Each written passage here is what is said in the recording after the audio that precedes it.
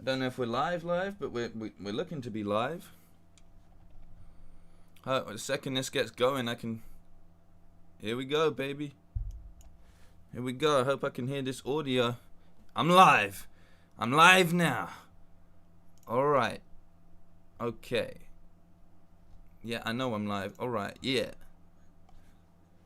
We have no audio coming from... They could have at least put some music in this. We're live, though. How is everybody doing?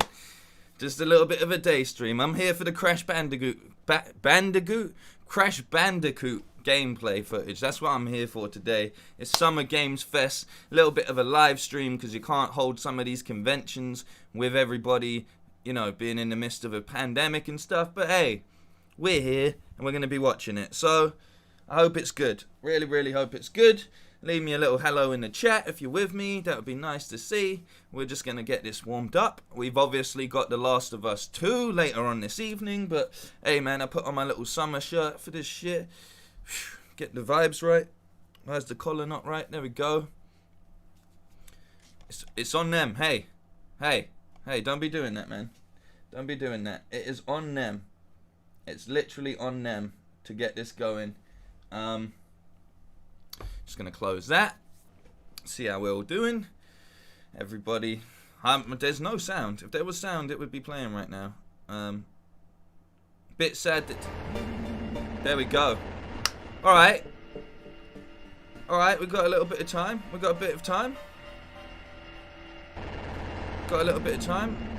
How's the audio on that? Hey. That's not good music at all. What is this? Hey, this music's trash. We are here for the Crash Bandicoot gameplay. We are. That's what we're here for today, baby. Oh, and a little bit of Outer Wilds music performance. I'm down with that. Probably get a copyright strike, but hey, I'm currently blocking what's going on. But then we get a Day of Dev showcase after the Crash Bandicoot stuff, which is all well and good. How's everyone doing today? How are you doing? Hey, Simon. This music's trash, bro.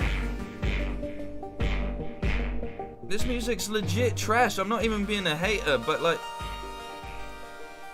I'm turning that down for everybody. I'm sorry. Hey. Real bad. Shut up. That's not good. Am I the only one that thinks that's not good music? Anyway, we've got a little countdown and stuff, so this is where I can say hello to everybody. We're just doing a little bit of a live reaction. I love doing these live reactions, because it's a way that I get to speak to people, you know. So I'm doing great. Manga, how are you doing? Bolklim, how are you doing? My dad watches your streams every day. Thanks, man. Way to make me feel old, bro. No, I'm kidding. I'm glad that he does. I'm glad that he does. You know what really struck me weird about this? It said Alf is going to be here. Are they talking about Alf like in as the... We got 6 minutes. Are they talking about Alf like in as this dude? Are they talking about Alf? Is he gonna be here? 999 horrible music. Yeah, exactly, man. The music's terrible. Nah, we're not here to talk about The Last of Us 2 at all. No, we're here to talk about what is on our screens. Today is a live reaction. We've got The Last of Us stream to talk about The Last of... Yeah, Alf the Alien. That's what I'm thinking. Like, are they going to have Alf the Alien in the building? I hope they do. That would be cool. Like, I'm not mad at it. I'm not mad at it at all, you know? But, like, what a weird throwback if it is. What a weird thing to decide. Oh, yeah, you know what would make this showcase great? Is if we get Alf. If we get Alf on board, you know? Why not just get Crash Bandicoot himself live in the flesh, you know? Hey, Martin, how's it going, man? How's everybody doing today? We're just doing a little bit of a daily stream, as I said. Just a little bit of a reaction one, because it means I get to chill out. It means I get to just chill out. And, you know, I feel like Crash Bandicoot is synonymous with the PlayStation, so I think it's worth covering, you know? I think a lot of people will be looking forward to this. I think it's worth covering. Man, I don't really want to see a live performance from the guys that made music for Gang Beasts, but okay. Exactly, Talon. Alpha's back. Alright, what? What? What are they talking about? Like, I don't mind. It just... Exactly. I have no idea what is going on today, but we're here, baby. We are here. So yeah, Crash Bandicoot is one of the games that I have fond memories of as a child, you know?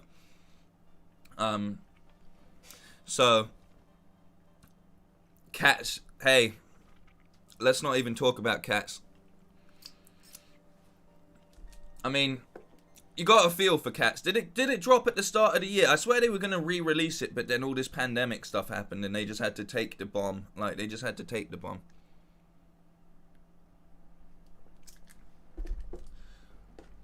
I guess the other tie-in would be, that Naughty Dog created Crash Bandicoot, right? They were the original people to put out Crash Bandicoot. So, knowing our luck or whatever...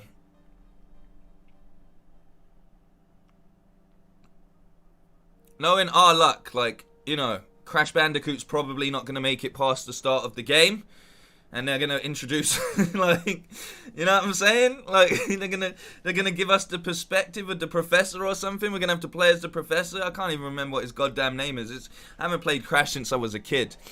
But I cannot, like, what are they going to do? What are Naughty Dog going to do to us with this one? Like, you know what I'm saying? It's the darkest Crash Bandicoot ever. Like, legit. What we wanted to do with this Crash Bandicoot gameplay was really make sure that it hits you in the gut emotionally. So so we made the call, and you'll be playing as Crash Bandicoot's sister instead for the rest of the game. Like, I don't know. We're gonna see. We're gonna see. I'm just playing with my bead thing. But,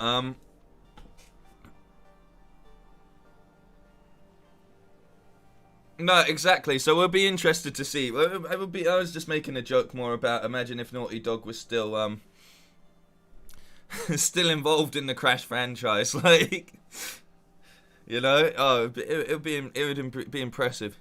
Crash Bandicoot 4, balls to the wall. Naughty Dog's matured, I feel. Yeah, 100% they have. Did I break the disc? I don't know what that is. I don't know what that means. What's the golden disc?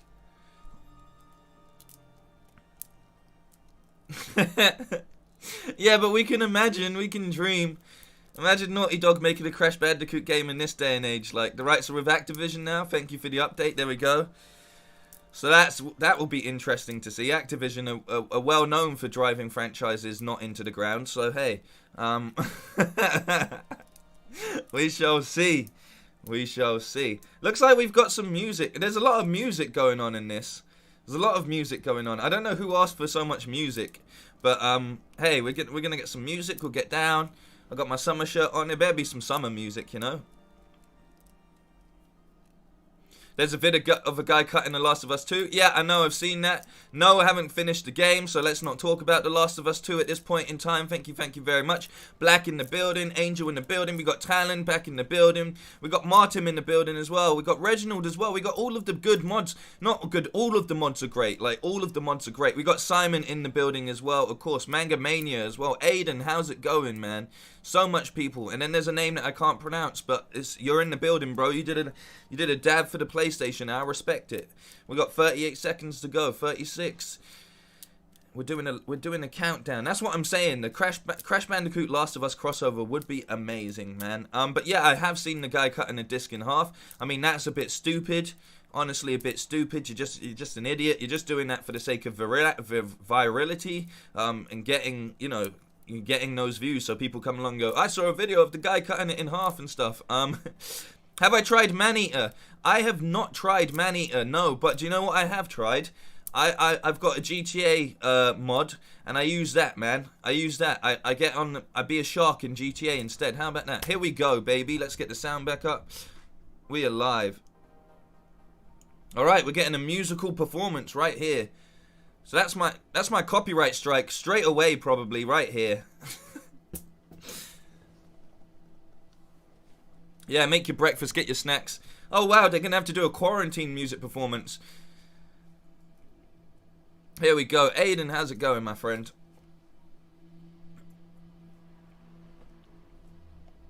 I mean, this is the thing, right? Let's just put this across, like, let's put this across right now, right?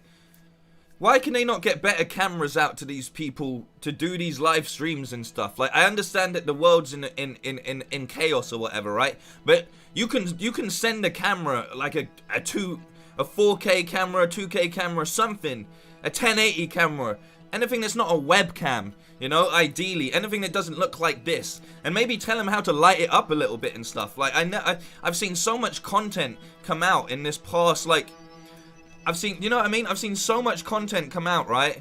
Where it's just like, it's like, bro, like you couldn't have sent them a camera. Even that, like, the Tiger King bonus episode, like, some of the camera in that were terrible. Or, like, all of these Zoom specials that they do. Transport risks. Yeah, I mean, but deliveries haven't stopped overall. Deliveries have not stopped. Amazon's still going, man. They're taking precautions and stuff. You know what I mean? Exactly. They should just CGI these guys. But, hey.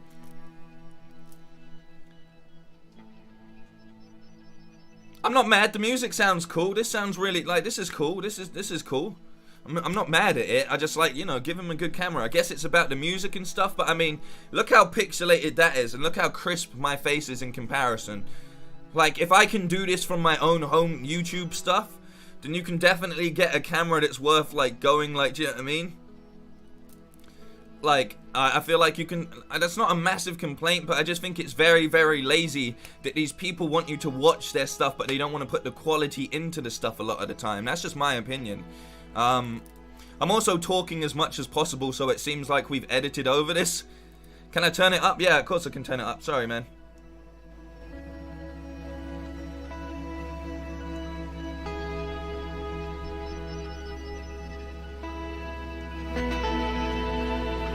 There we go. Just... Is that better?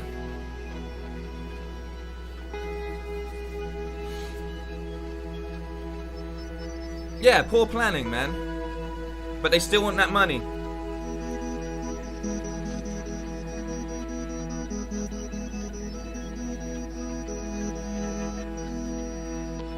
Have I touched my Xbox lately?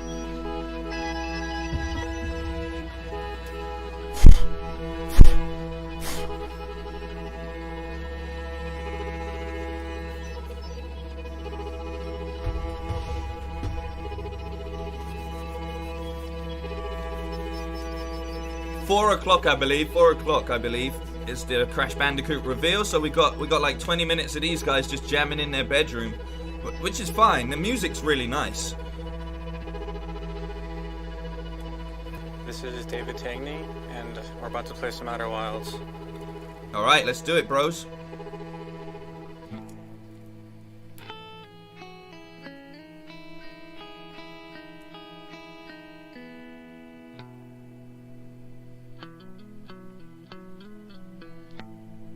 Nice. Cello guys getting ready.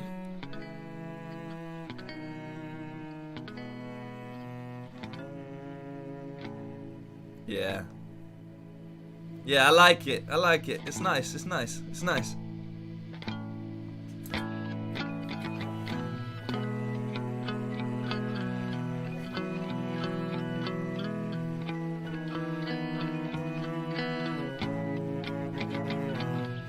Let's give them props. Let's give music makers a lot of props these days. You can achieve this level of stuff just in your room now, you know? Yes, I do recommend the Halo series. I 100% recommend the Halo series. That is one game that I will 100%. And the beauty of it is, get yourself the Master Chief Collection. Get yourself that good remastered look and feel to it and stuff. Like, and you'll enjoy it, man. You'll enjoy it. Skip ODST. You don't need to play that. Don't even play Halo 4. Just play Halo 1 to 3. That's a good week of gaming, man. That's a good week of gaming right there, I tell you.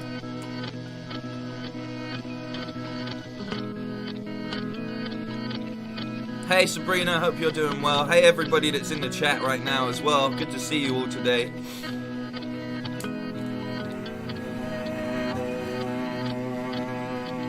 Hear the guitar going in reverse now to create that effect. playing the chords backwards.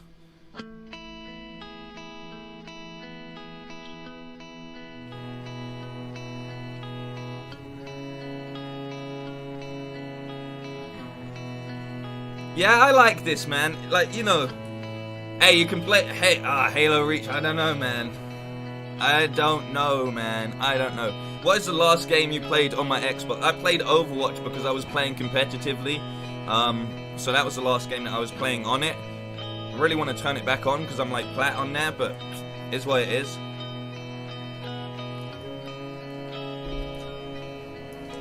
Just waiting for Overwatch 2 at this point anyway.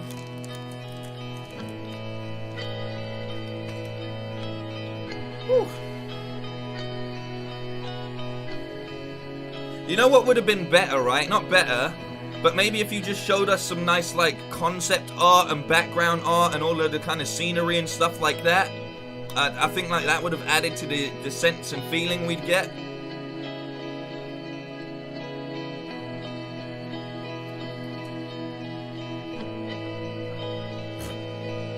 Cat hair everywhere.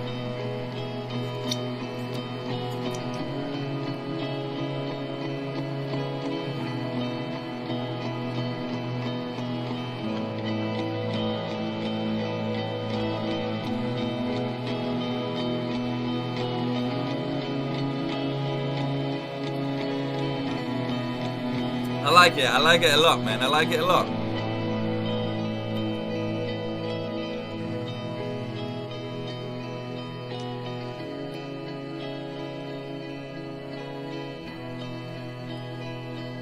Yeah, Dominic, we finally did something. I thought it was nice. I thought it'd be good to have a break and we can chat to everybody and stuff, you know? We can just have a nice relaxing one. Almost missed it because I woke up so late. Very chill indie sort of vibe, yeah. By the way, right, Angel is an incredible musician, our mod Angel.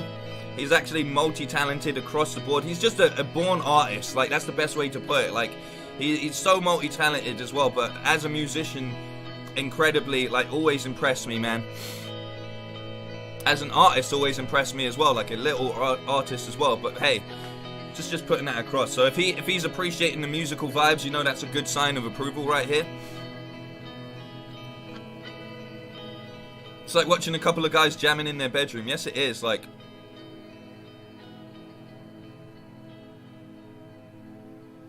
there's no need to be toxic, though, is there? We're just appreciating the vibe. We're just warming up while we can have a chat about things. Like, that's how I feel.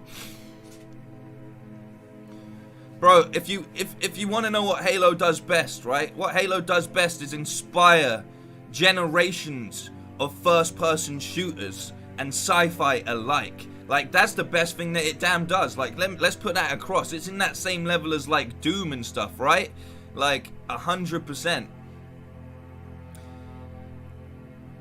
Yeah, I stream all the time, bro. We stream all the time, Marcus. I'm happy to have you in here. JStar, yeah, of course I'm going to do my Last of Us streams. I actually put a thing out saying we're starting at 7:30, so we can now do 3 hours per day as opposed to 2 hours per day.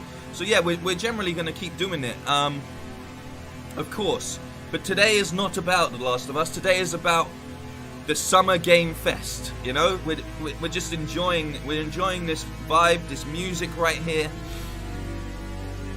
I can feel this like keeping me in the world as I just go around discovering stuff. I feel like Outer Wilds is the I should really Google the trailer while we're watching this or something, shouldn't I? I could put the trailer on if they've got a trailer. Should I do that quickly? I can do that quickly, surely. Like, that's not, we're not, I just gotta make sure I'm on the right.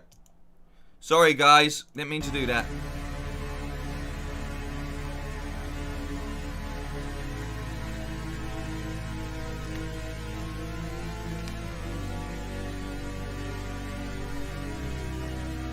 Have we got a recent one? Alright, here we go, look.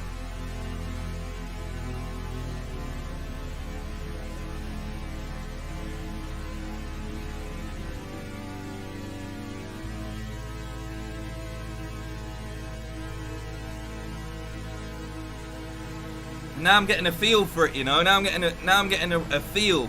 Now I'm getting a nice feel for it all, man.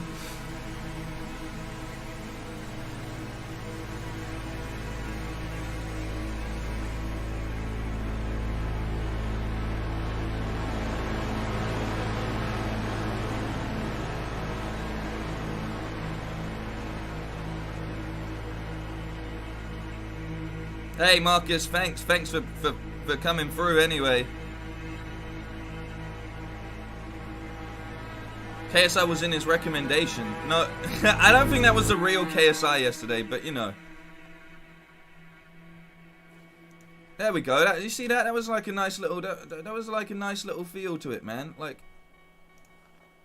So you get. There you go. You got a nice little feel.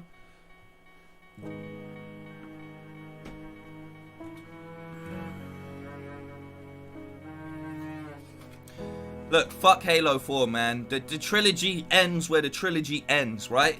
That's it. That's it. I don't care. I don't care what anyone says, right? The original 3, baby. That's all you need to play. That's literally all you need to play. Like, I don't care. They didn't need to bring my guy back. They did not need to bring dude back. Like, not at all. But it is what it is. Like, hello from Bangladesh. Hello to yourself, my friend.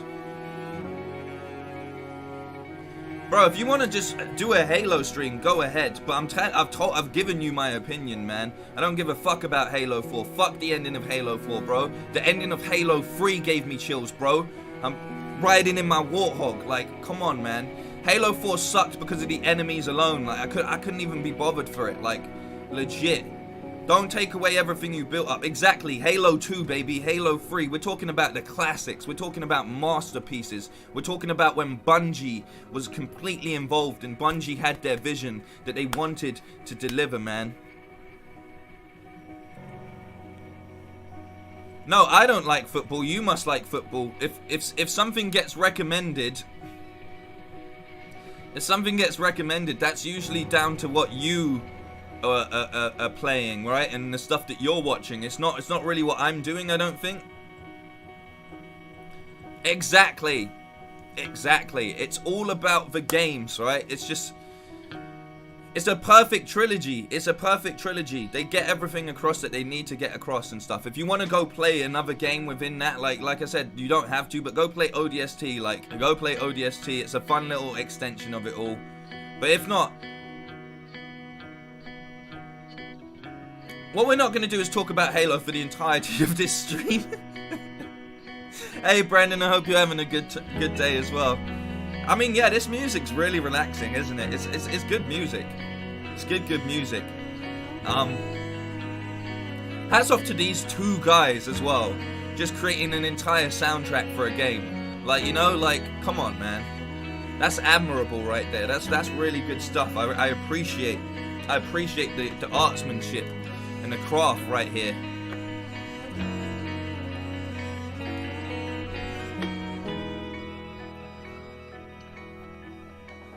Do I have any predictions? Predictions for what? Predictions for life? I feel like we're in a mad place. Do I have predictions for Crash? Not at all. I haven't played Crash since I was a kid. That's why I was interested to like see what's going on with this. Do I have... I don't know. What do you want me to predict, bro? I need some... I need some, like, some direction. What do you want? We'll definitely...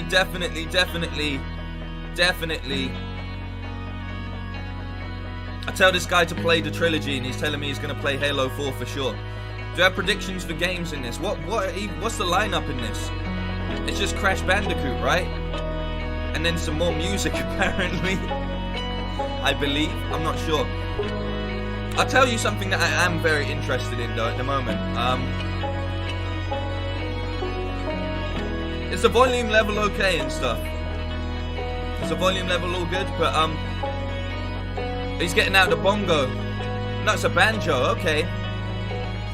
Okay, he's getting out a banjo. Alright. Let's see what he does with it. I'm interested now.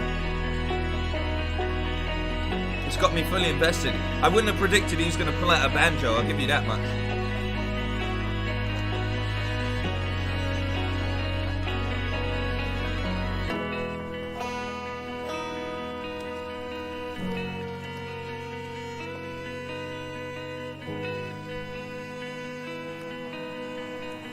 This is fucking dope. This is solid. This is solid.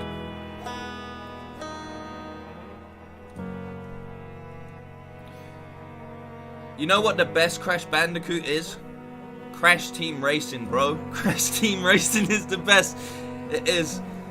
Crash Team Racing is the best.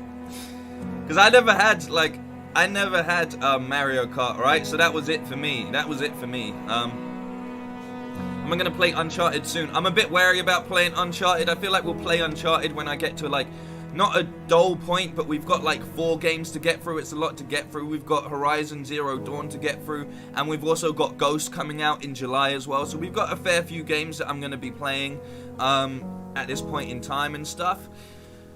So we shall see, my friend. There we go. Someone confirms it anyway. Crash Team Racing is the better game in theory. So there we go. I made the right choice growing up as a kid, you know.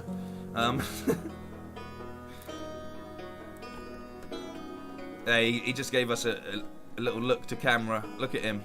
Oh no, he's looking at he's making sure it's in tune or some shit. Oh no, he's watching his finger placement because it's smaller. The music's been great. I'm not even mad at this. It's been a nice backing track for us to just get into the start of this. And I mean, yeah, cool. I really like this titling, the Day of the Devs. If there's any other live events you want me to cover, I'm happy I didn't cover the, I didn't actually cover the, like, EA Live event, but I'm really happy that I didn't cover the EA Live event, because it just wasn't that interesting and stuff, you know? So, yeah. There is upcoming stuff. We'll obviously cover anything on the Xbox Series X as well. Try some small indie games on the PS4. I think that's a very, very good idea as well. But we're definitely going to go with Horizon overall. A lot of people saying Ghost can wait. Well, here's the thing. As we move forward, we're definitely going to be doing some daytime streams. So if, you know, that may be where we cover some titles that people aren't completely happy with, or we cover, like, you know, some of the smaller titles and things like that. I'm not 100% sure, but I do want to get to the point where we're doing, like, we're doing 2 hours in the day and then we're doing 2 hours in the evening. I think that's a completely fine compromise. It's something that I'm really happy to do. It also means in the daytime that we can talk to people a lot better and stuff as well, like that, which I enjoy. I enjoy being able to have a more chatty stream and stuff. We actually did it with last night's Last of Us, and I wasn't mad. I know a lot of people say you should be really involved in the game, but I still am. But it's just nice to be able to actually involve the chat a fair bit as well. So I'm not mad at it, and I'm learning to do that in a way that doesn't mean that I scream at the chat when they just tell me I'm rubbish at the game, you know? I'm actually taking on board people's advice and stuff. Warzone? I mean, I might play Warzone. I need a squad for Warzone. And, I'll tell you what's really funny. I actually did an advert for Warzone when it first came out. I'll probably upload that onto the channel somehow, or I can maybe find it for you for the end of this stream and we can watch it. I don't know. We'll see. Yeah, I mean, Skate was the best announcement in the EA Live thing, but the thing about it was, right, it was so much just they were literally like, they had nothing for it. It just seemed like EA put a gun to their head and was like, Tony Hawk's is coming out remastered. Give us a Skate 4 now. Give us a Skate 4 right now. And they just were like, okay, we will, you know? We will. So, hey. Hey guys, it's Geoff Keighley. We are a minute away from the reveal of Crash 4. Before we get to that, I want to thank Outer Wilds for that incredible musical performance. Crash is coming right up. Alf, Woo! yes, that Alf will be joining us. And we also have Day of the Devs, produced by Double Fine and I Am 8-Bit. Look at a ton of interesting, progressive, artistic, independent games across the entire game industry. You'll see first look trailers, brand new footage, and some really interesting games you may not have heard of, but I think you're going to like. Over an hour of content in Day of the Devs. But right now, over an hour started. We're here. The reveal and first look at Crash 4. Enjoy it. This is it, everyone.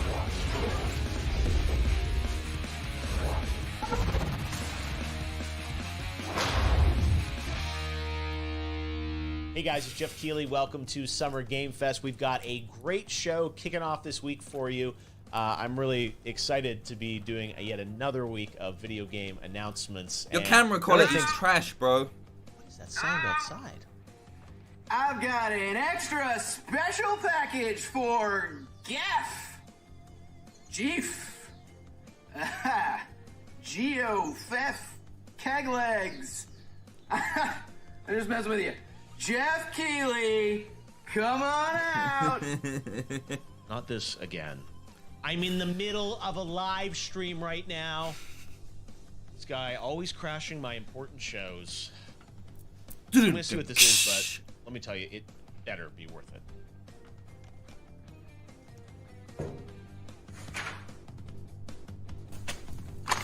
What have they done to Crash? I really don't want the dirt that you have on Cortex. No. This is the Crash 4 trailer. For real? For reals. Well, it's about time. Exactly. Crash Bandicoot, you banished me to the past. But all it did was give me more time to plan your doom. Yeah, boy.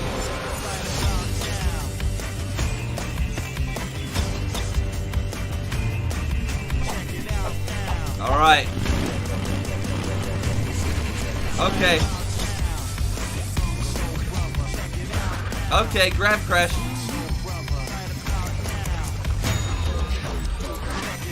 Yeah, slow Crash.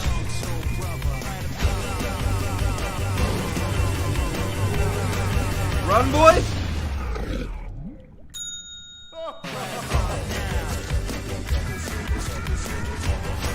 I told you you'd play as Cortex. I called it.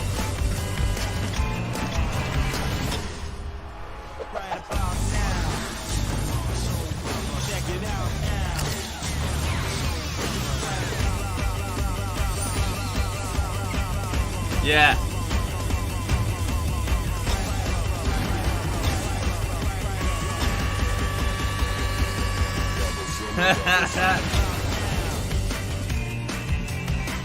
How many times have you beaten this clown anyway? 3. Really? Only 3?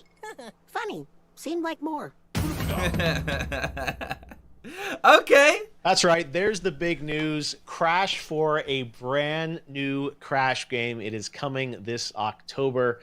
And right now I am joined by Paul from Toys for Bob to tell us about the brand new Crash game. Paul, we have been waiting for so long for something new from Crash. Of course, Activision has done some amazing remasters of the Crash trilogy and CTR, but this is a brand new Crash game built from the ground up.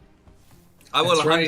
stream this. It's hard to believe, but it's been over 10 years since we've seen an original new entry into the series, so I'm delighted to finally unveil this secret that we've been sitting on for a while. It's the brand new Crash 4. It's about time, and it's a play on the fact that we've been waiting for so long, but also it's a game that's literally about time.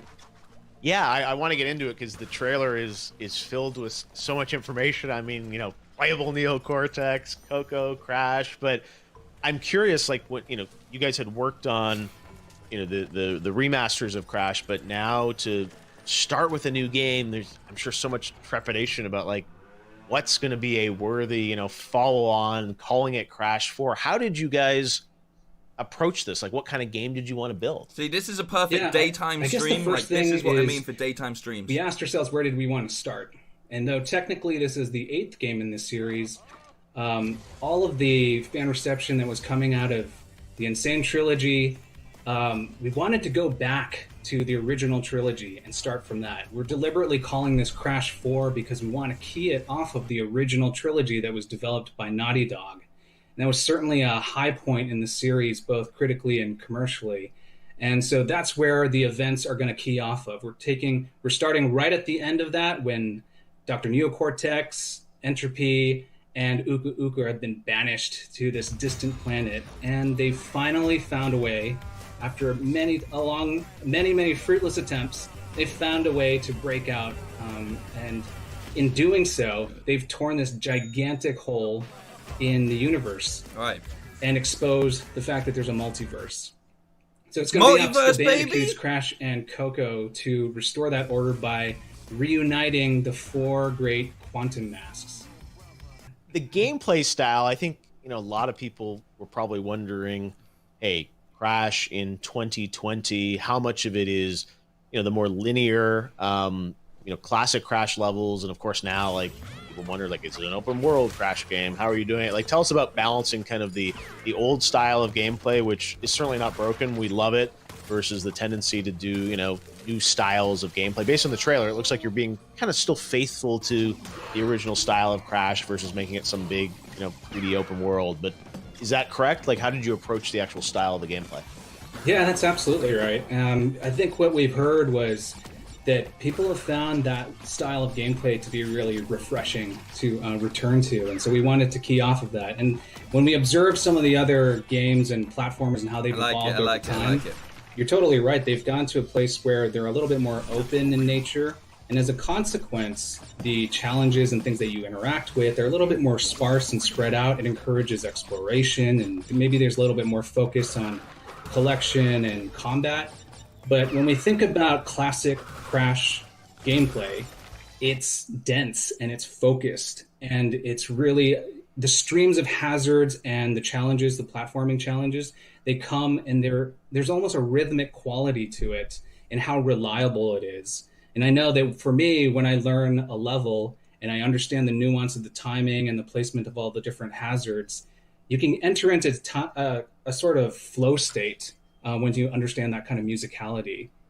Multiple playable characters. How are you doing that? Is it kind of like by level, or how, like we saw Coco and Neo playable in there? How does that work sort of in the scheme of the gameplay?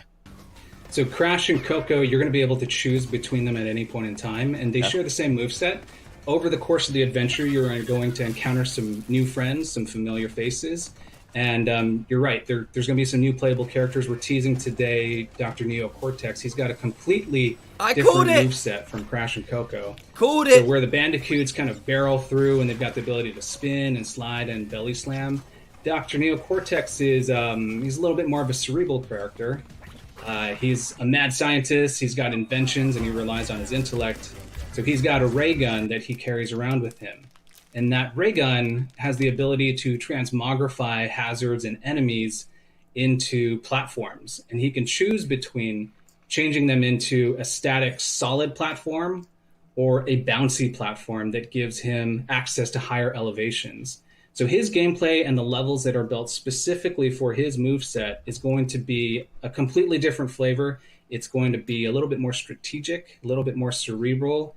And I think players are going to have to be a little bit more thoughtful about when to encounter a hazard, whether or not to change it into a platform, and what type of platform they're going to need at that point in the obstacle. Wow. It seems ambitious that you're adding more elements to it. And then also you mentioned the masks. How do those work? So the quantum masks, there's 4 of them in this game, and over the course of the adventure, they're scattered across the universe. You're going to have to rescue them from the clutches of certain bosses, both familiar and new. The quantum mask, 2 of them that we're talking about today, is the time mask and the gravity mask. And masks in this franchise, they've got a lot of personality. They've got their own names and their own voices and their own powers. So the time mask, her name is Kapunawa. And when Crash uses Kapunawa, he's got the ability to slow down time to a crawl. Someone so for obstacles that are beyond, just way too fast to interface with at normal speeds, he's going to be able to slow things down and then get past those obstacles. And in addition to that, he'll be able to get past nitro crates, which have traditionally been a one-hit, one-kill type of thing. But with the power of time, he's going to be able to slow things down, trigger that explosive, and then get out just barely before that explosion obliterates everything in its path.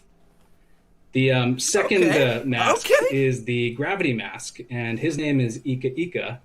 So when Crash dawns on Ika Ika, he's going to be able to flip the direction of gravity and walk on the top of ceilings, walk upside down underneath platforms to get past impossible obstacles. I'm really excited to play this, and again, I was playing Crash back when the original PlayStation first came out, and Activision's done a great job with the remasters, but to have a totally new game, I think, is what everyone was hoping for. Yeah. And, you're bringing it to life, so congrats for doing this, and thanks for doing it even from a work-from-home situation. It's awesome to see, and can't wait to get to play it later this year. Thanks for having me. It's a great pleasure, and I think it's an exciting time for games, and I'm so glad that we could reintroduce Crash, a new version and a new adventure at this time. Yeah. All right, there you have it. Crash 4. We've got Day of the Devs coming up shortly, but right now we are going to introduce you to Summer Game Fest tech correspondent. He is joining us from lockdown, and I'm really excited about this. Please give a warm welcome to Alf. Alf, baby! How is your lockdown going? You want to talk lockdown? I'll give you lockdown. For the past 30 years, I've spent every day hiding from the United States government. So I've got some stay-at-home gaming tips for Summer Game Fest. Are you ready? Here they are. Tip number 1. Clean off all the fur from your controller every 20 minutes. Because there's nothing worse than getting your analog sticks jammed up with hair. Okay? That's a good one. Tip 2. Don't charge your controller in the microwave. Bad idea. Learn that one the hard way. Tip number 3. Don't play Warzone with E.T. All right? He cheats, he's a sore loser, and he doesn't know how to use airstrikes. Just doesn't understand it. Okay. Tip 4. Don't wear pants. Embrace the freedom. And with that, it's time to raid someone's stream. No, Alf, we've got a whole Day of the Devs thing still to go. We are certainly not done yet. Oh, I think you've been done ever since that Doritos segment. Can I get some F's in chat for Kaylee's career? It's Keighley, not Kaylee, Alf. But thanks.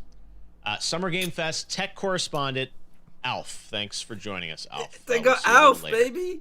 Right now, though, we have a special announcement about something coming new to Smite. Check it out. Hey, that was great. This world is in trouble. We can't let this happen. They need our help. What? I might finally play it. I might finally play Alf. Smite even. I might finally play Smite, all right, bro. Coming might up finally next do is it. Day of the Devs, but I understand, Alf, you wanted to come back on the stream already. Since I have to stream for 24 hours on Twitch to become a partner, I might as well burn a few more minutes now. Okay, what did you have in mind, Alf? I want to talk to you about your fancy game consoles. Because on Melmac, we were far more advanced in gaming technology. When I attended Reform School, I majored in software development, where I created what you Earthlings called Hatsune Miku. And no, it's not a sake. Alf, we've got Day of the Devs coming up. Could you cut to the chase? So I have to admit, I was a little confused last week when I was watching the PlayStation 5 stream and I saw everybody oohing and eyeing about all those fancy graphics. All right, now don't get me wrong. The cat in Stray looked very nice. It did. It did. So realistic. It did. Facts. All I facts. could almost smell the barbecue sauce. You guys might think Horizon Forbidden West and Gran Turismo 7 look great. Ha! Huh. On Melmac, our cave paintings had more pixels. And in our version of Grand Theft Auto, you actually did real time. Yeah. So I still have 3 stars above my head in the Andromeda Galaxy, just to let you know. I hope you guys keep improving your games, and one day, when the fur technology is good enough, maybe I will finally make my triumphant return to video games.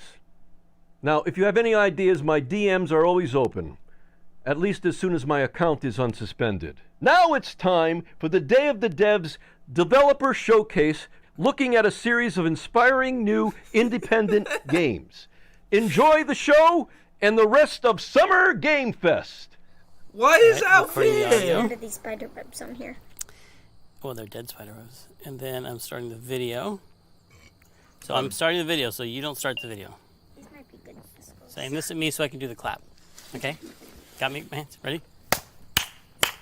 Okay, now don't press start. Just wait for me to go here. That's how you sync a video.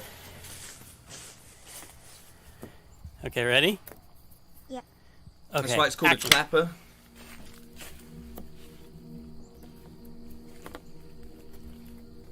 Oh, hello there. You caught me airing out my skulls. I need to have them all ready for the big Day of the Devs Summer Games Fest. We're going to be showing a lot of cool games today, and you need the skulls to be at optimum performance. All right, I think we're set. This is a child's skull.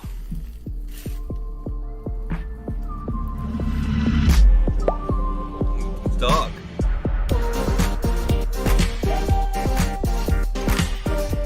Hello and welcome to the Day of the Devs Summer Game Fest Showcase. We're going to be showing you some great indie games today and letting you meet the developers. Day of the Devs is a show we've been doing in San Francisco for many years now, and this is a special summer edition coming right into your quarantined home for your safety. Before we get started with this show, we're going to take a look at the work of a group called Gameheads in Oakland, who we've been showcasing at Day of the Devs for a few years, and they do fantastic work, so check them out and think about donating. Hey everybody, this is Damon Packwood. I am the Executive Director and co-founder of Gameheads. So Gameheads provides tech training to low-income students of color ages 15 through 25. We teach game design, development, and DevOps, but most importantly, we are committed to creating the next generation of diverse video game developers. We're trying to change the game, quite literally. So today we want to show off some games that we're very proud of. The first up is Serpent Showdown.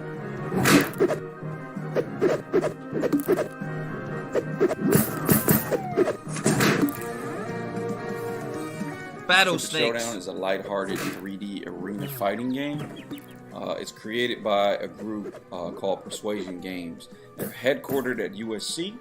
The team comes from a diverse range of backgrounds and life experiences. We're very proud that 3 of our students are on this team.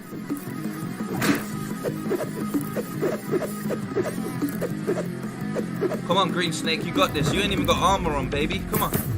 Fuck! Next up is Traitor. Classic kind of game is a here. bullet hell mixed with a color matching game that incorporates an 80s inspired aesthetic arcade console experience. Yeah. Okay.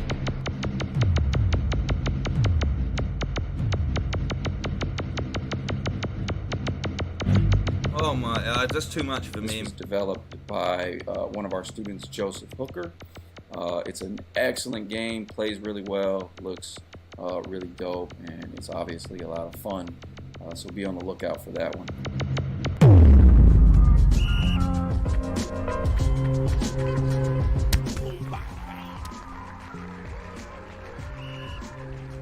Dodgeball the game.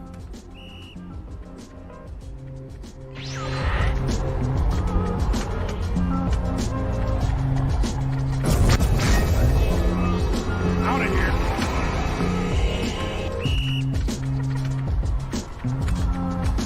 It's got a great soundtrack, some really funny voiceover.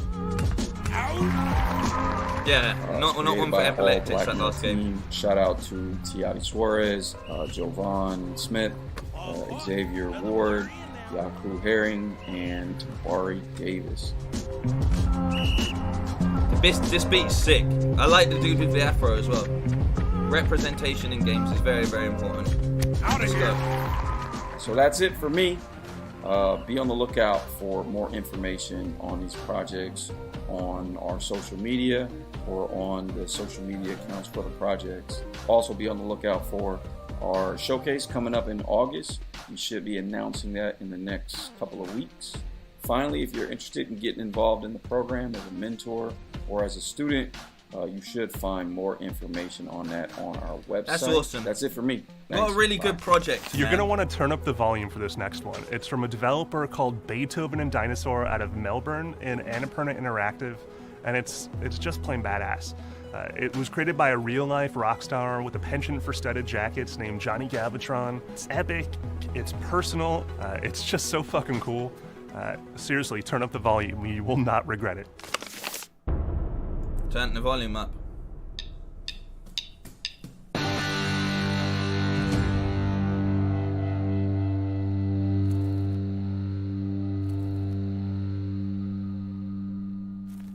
My name's Johnny Galvatron from Beethoven and Dinosaur, and right now we're going to show you the video game that we've been jamming on. It's about a teenage guitar prodigy who embarks on a journey to craft his stage persona. It's called The Artful Escape.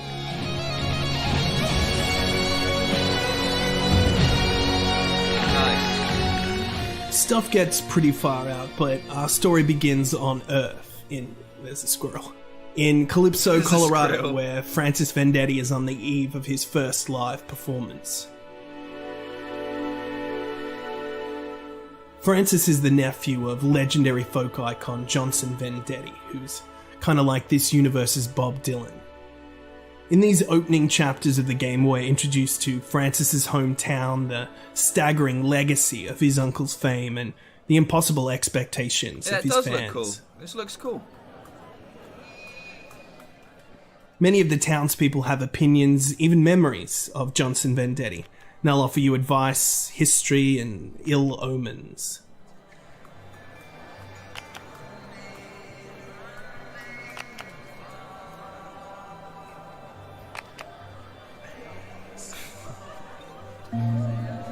Oh, we got a little bit of selection on what we can say. It's here, exploring Calypso, that Francis begins to suspect that things are not as they seem. How so? Now, it gets cosmic pretty quickly for Francis in the pursuit of his new stage persona, and we join him in the world of Glimmerdim, searching for a jazz club that never appears in the same place twice. Okay.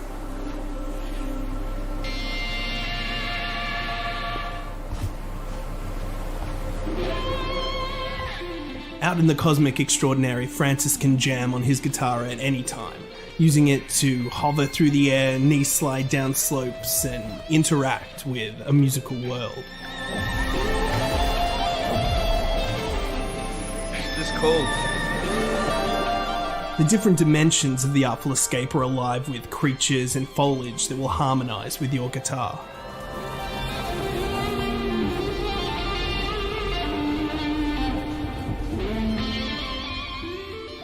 We wanted the shredding of the game to feel powerful and effortless, the same way some games depict a mastery of combat. Nice.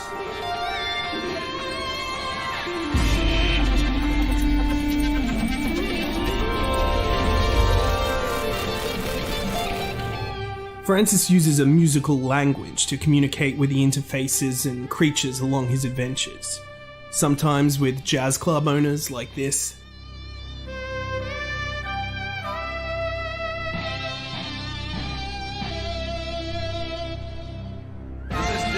This is very cool.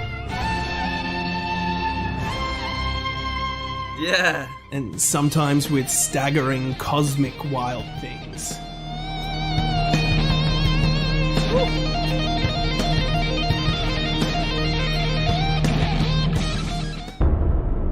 Awesome. Absolutely awesome. You can customize many aspects of Francis's persona, including his stage name, what planet he's from, discuss your backstory, and, of course, change your stage costume. The Artful Escape is a loving mishmash of rock operas and adventure games and guitar solos. It's been a journey to create, and we can't wait for the final act. Thanks so much for watching. That's all we've got right now. A little bit of Rick and Morty vibe to the colouring and stuff. Yeah, this looks great, doesn't it? This looks really good.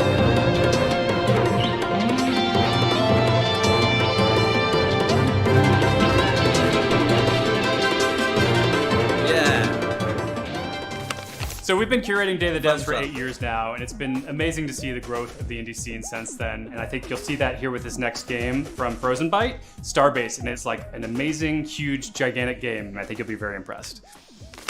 Hello, I'm Pip. And I'm Kai. And we're from Frozen Byte and have been working on Starbase. I'm just gonna, because of the way I'm looking today.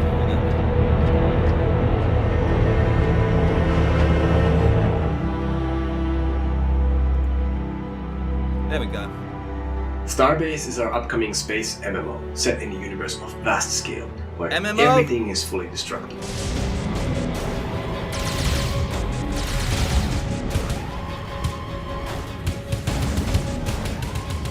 In Starbase, the players can use their own creativity to design and build their own spaceships, stations, factories, and more.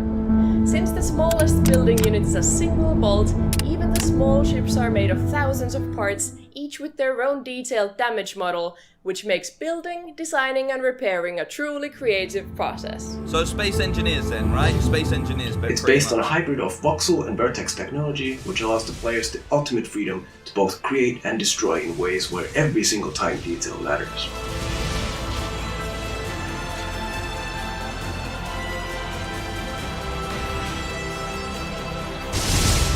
Yeah.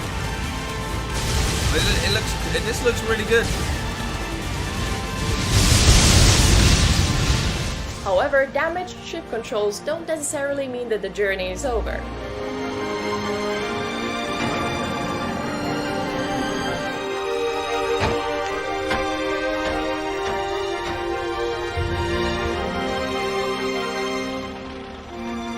If reconnecting pipes and cables won't solve your flight issues, you can manually adjust the thruster and generator values in the engine room and continue on with your journey.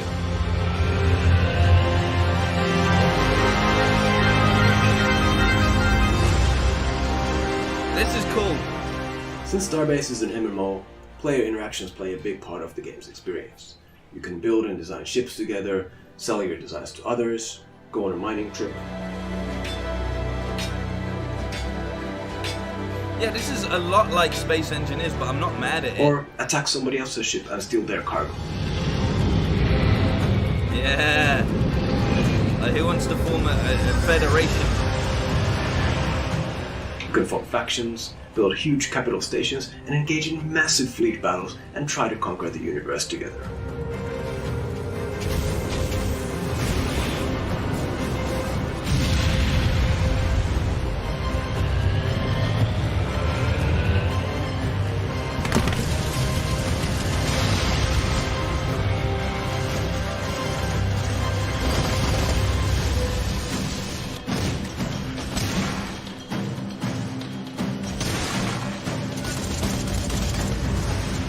Looks good.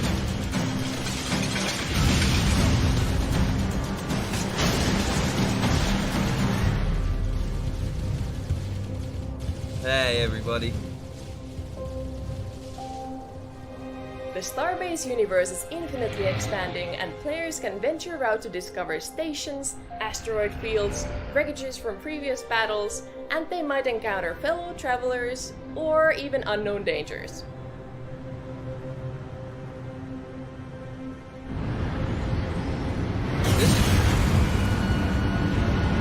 This is just indie games, though.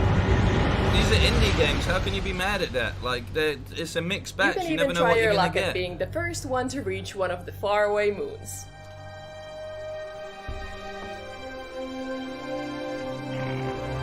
You're still gonna get all of your major titles and stuff, 100%. These games usually cost a lot less than the major titles anyway, so it's not like a big problem, right? And that one looked good. That one actually looked good. Starbase will be coming out on Steam Early Access later this year. If you're interested in following the development progress or trying out the game in its closed alpha stage, join our Discord server at discord.gg/starbase, and don't forget to wishlist the game on Steam. She said it like this next gold one member. is a collision of so many familiar trappings done oh so well. It's a retro-modern genre visual mashup. It's from Big Blue Bubble out of Ontario.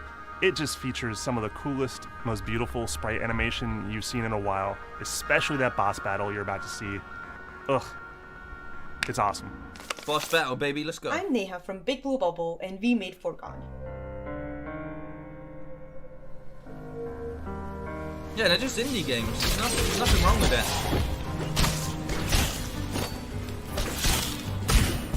Alright. Foregone is a fast and fluid 2D action platformer packed with loot and a retro pixel art feel. In Foregone, you'll slice your way through hordes of enemies and replacement collect an arsenal of powerful weapons, all the while unraveling the mysteries Day of the of Devs, bro. Summer Game Fest. It says it in the title. King, back when it was still a kingdom. Now I'm on the wrong side of the screen again. the boss fight. Let's go, baby. Foregone has been a passion project here at the studio for the last few years. After making mobile games for the better part of a decade, we wanted to make something that reminded us of classic games we grew up playing. Okay, fair play to them.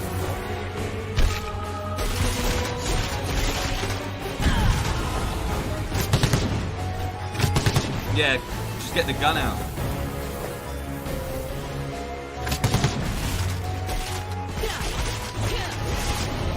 Hearing that music as well. We took cues from innovative games like Dead Cells to create a modern take on classic pixel platformers by using 3D animation to create a 2D experience that feels great to play.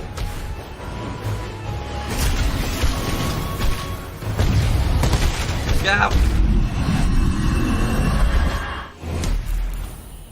Inspired by classic games such as Prince of Persia and Castlevania, we wanted Foregone to be a handcrafted adventure that players would progress through while unraveling a compelling story. I like this. I like the look of this. We were also inspired by games like Diablo, where your character progresses through the game by discovering rare loot that helps you defeat mobs of enemies across the world. Nice. So you got those little special abilities in the top left there.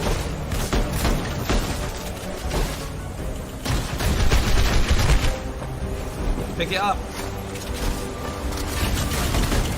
During early access on the Epic Games Store, we've focused on expanding the scope of Foregone.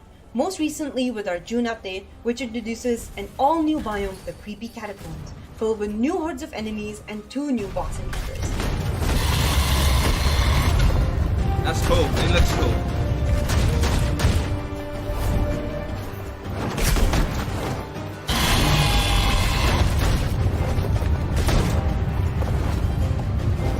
You got this. You got this. Look out.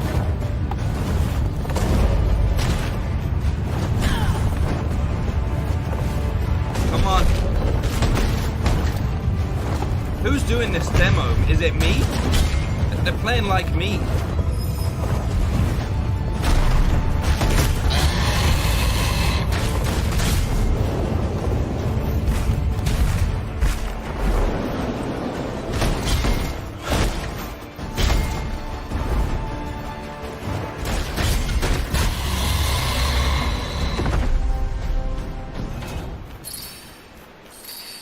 It's been great watching the world of Foregone evolve during this time, and I'm excited for people to see what else we have in store as we lead up to our launch on Switch, PlayStation, and Xbox this October.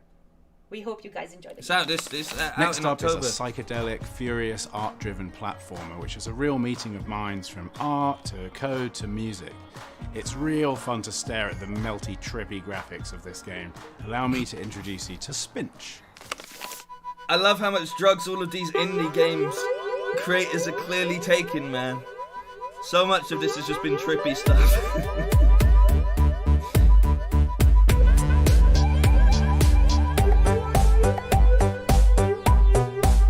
Anyone getting an Adventure Time feel from this? I am.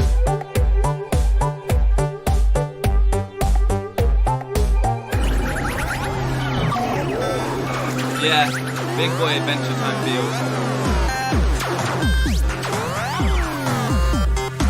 Yeah.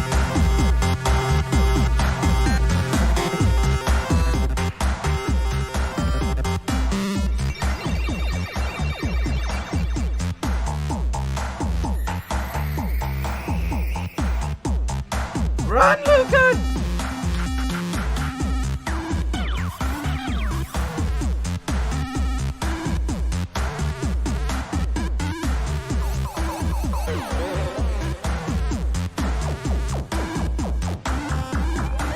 You're shooting your babies at them.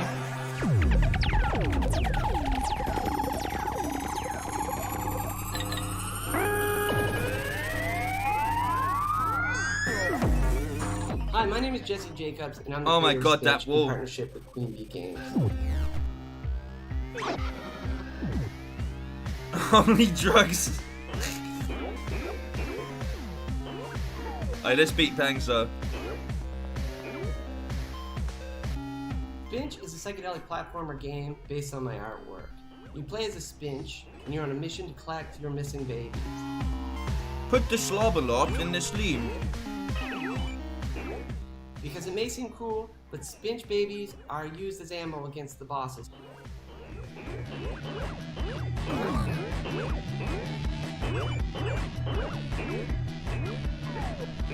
Fucking hell, my eyes. In this age of mass production, art plays a very valuable role, and Spinch was created to reflect these values. Hey, I'm James Kirkpatrick. I made all the songs and the action sounds for the game Spinch. I'm so high right now. Modified Game Boy, some circuit band toys, and some instruments I made myself.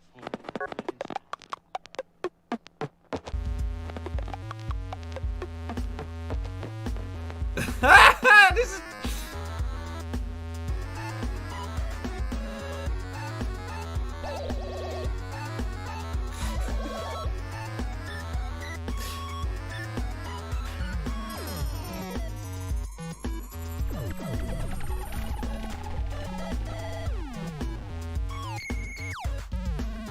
Hey, there we go. There we go, baby. Next up is Inglet from Nifless. They've been making games for over a decade, like Knit, and they made this beautiful audiovisual soundscape that is a Hoodstradamus, you got a chip on your shoulder, and that's about it, bro. Hi. Don't lie. I'm Simon Stålhandske, and I'm the colleague of Nifless, who's the sole developer on Inglet. Nifless is known for working on games such as Knut Underground, Ernog, and Affordable Space Adventures.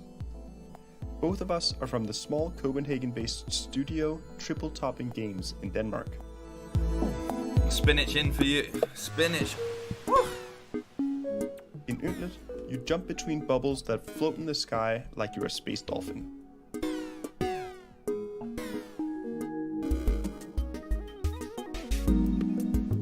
And all of these people are on so much drugs. Soundtrack created by Inglet's custom. Is that what the indie gaming industry is? You just sit back and get high, and you're just like, yo, what if we took DMT and made a video game? Like, so mad. Inglet is a platformer with absolutely no platforms. If you aren't resting in a bubble for a moment, you'll be doing acrobatic dashing, bouncing, and rail riding to keep from plunging into the void. I stand by what I said, yeah? He literally was just like, what if we made a platformer with no platforms?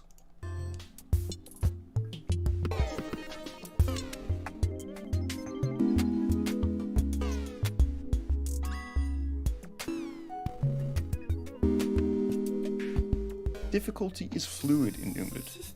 With the granular difficulty settings, you can find the level of challenge that suits you. If you like these games, try Flow Inglet Flower has and dynamic Journey. save points.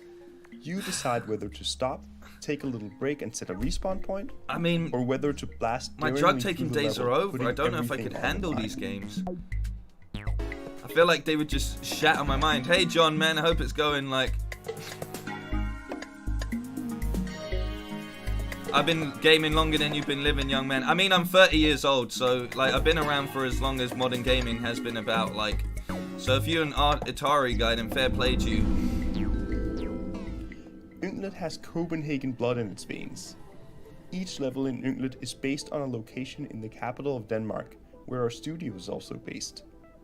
And in each level, you'll need to find one of your little friends and help them get home. You call them fingers, but have you ever seen them thing? 10 out of 10 reference right there as well. Has 10 out of 10 reference. Storms, lots of achievables, an upside down world, extra mini levels. My God of War review is coming out when it comes out, bro. I need to revisit the game, but at the moment I'm on The Last of Us hype. If you really like platformer games. I'm gonna just turn this guy down completely for a sec. I don't know about that one.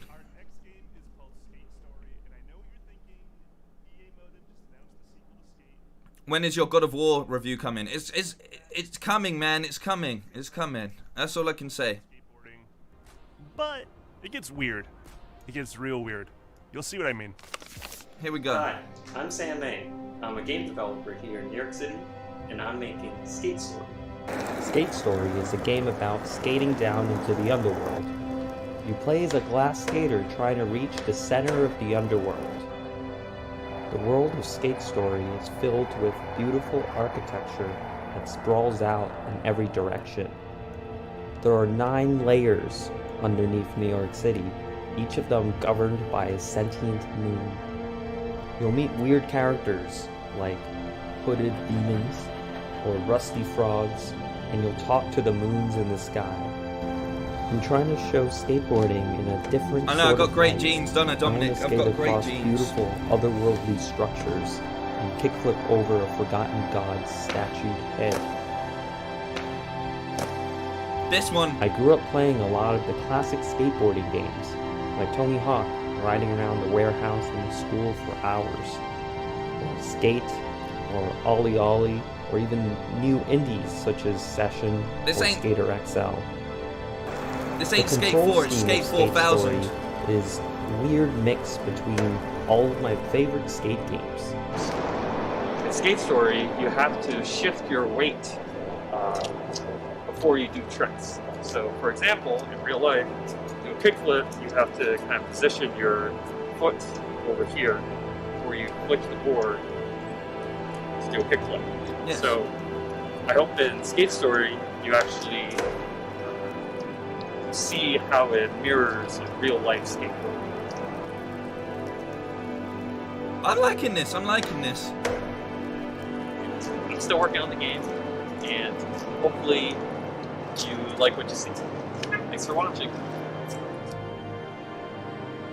Skate on Wii. I mean, it's Skate on acid, bro. All right, next up is a game that exploded on Kickstarter recently called Black Book, a deck-building adventure game. You think that's what we Wii does? Folk horror setting. It's terrifying.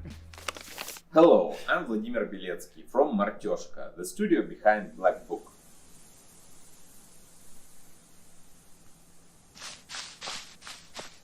Okay. Black Book is a story of a young witch who just recently received her knowledge of dark arts.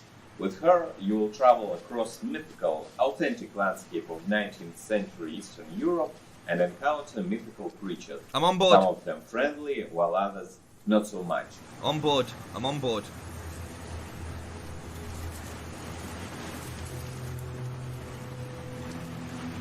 How to become a witch? Okay, episode 1. Well, the prologue even. See, games like this I'm a big fan of. 2 Slavic folklore short stories called Bylichki in the native tongue.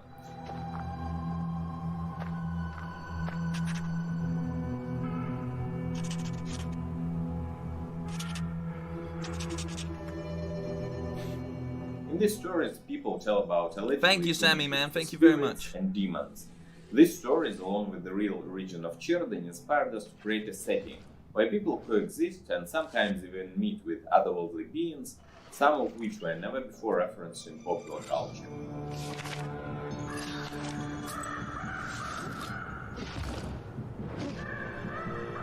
At its core, Black Book is a deck-building RPG similar to Slay the Spire and mixed with old-school adventure games. I like it a lot.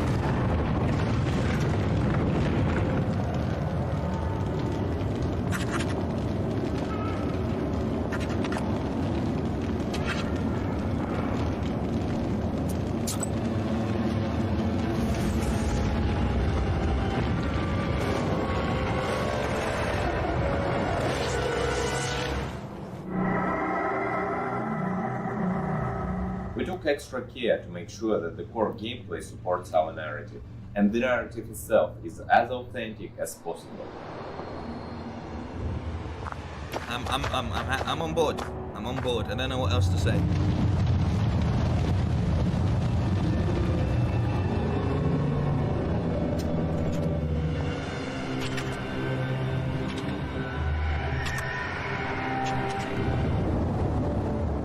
Bylichki has their own structure, has their own goals, and we try to convey that in our game. We feel that the unique Slavic setting and its lore have great promise when it comes to world building.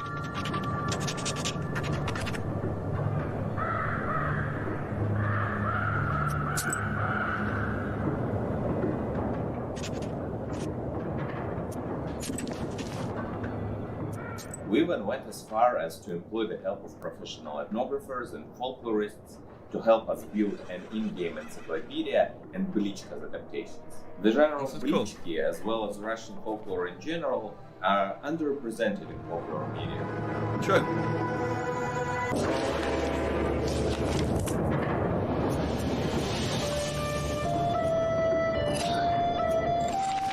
You can build your own deck of spells, encounter mythical creatures, and you will reveal all the mysteries of the Black Book. You hearing that music?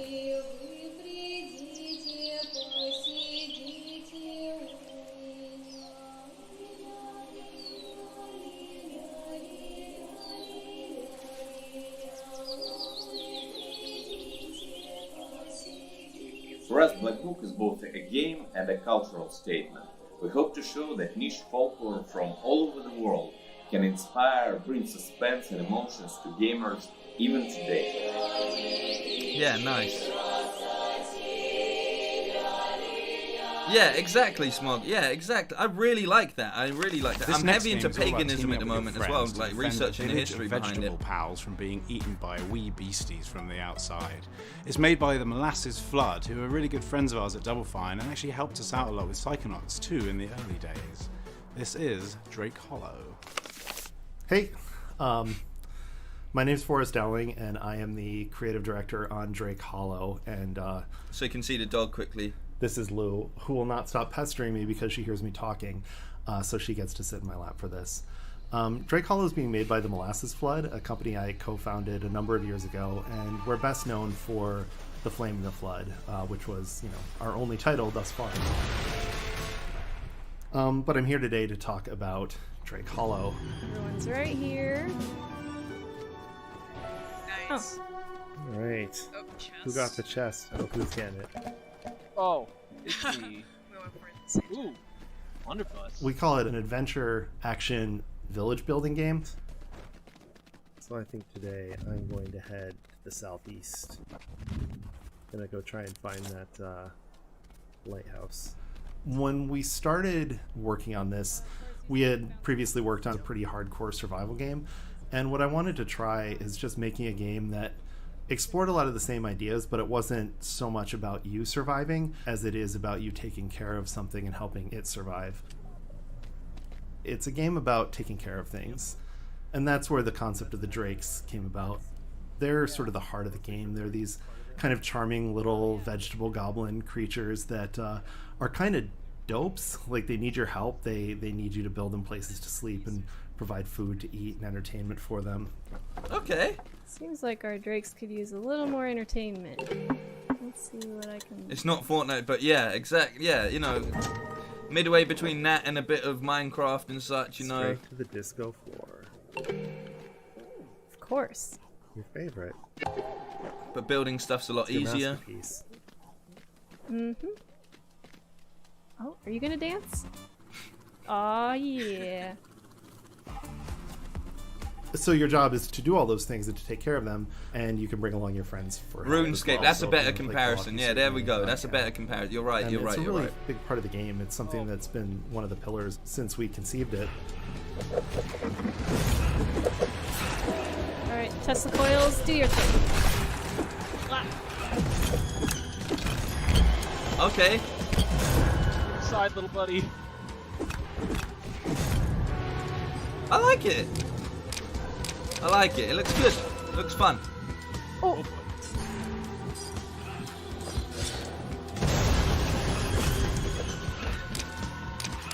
Maybe I should... Oh no, I'm out of decoys. Exactly. That's fair. I'd be scared too. This looks like a fun community game we could play together, We can revive you. Right in the middle of combat. There you go. Thanks. One favorite. Just got juggled. That's it. I'm out of here. You just skated out of there. Hey. Nice. Look at that. What's up?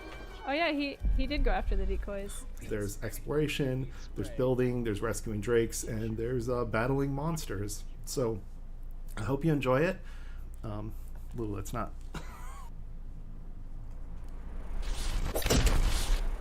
Yeah.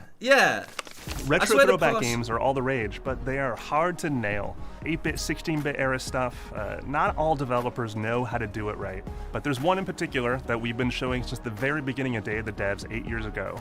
Their name is Tribute Games, and they're out of Montreal. And fun fact, the core creatives that made the Scott Pilgrim game in-house at Ubisoft broke away and founded Tribute. Here's their latest retro opus.